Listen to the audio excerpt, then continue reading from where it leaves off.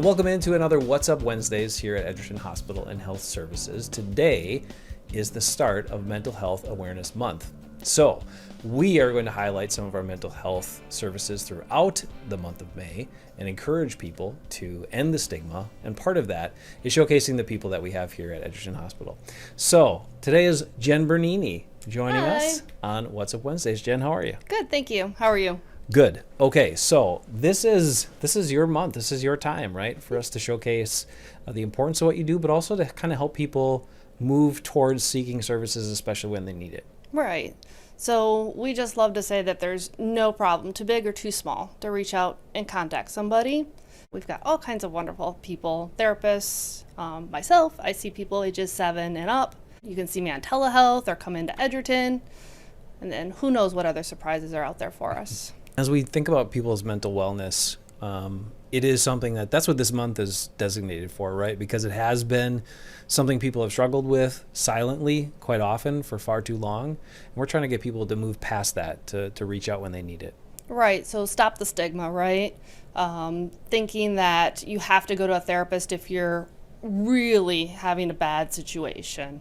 It's can go much less than that, right? Just being able to talk to somebody freely, openly, where they're not going to judge you for what you have to say.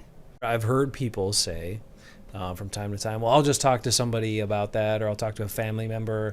What's the difference when you talk to someone who is trained to kind of work through some of those situations with you? Well, it's really important to also have that support at home with your friends, right? And sometimes the therapist is able to help you see things differently because they're not in your circle. So their goal as a therapist is to help you to see things differently so you can do things differently. And when we start doing things differently, it might be a different result.